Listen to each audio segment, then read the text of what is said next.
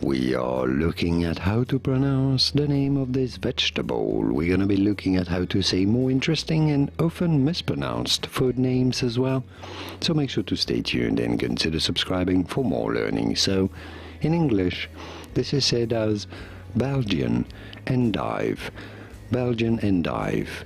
Although, to be honest, in the part of Belgium this comes from, and the word really comes from French or Belgian French originally, and there it is said as endive. So if you're saying Belgian endive, then that is actually correct, Belgian endive.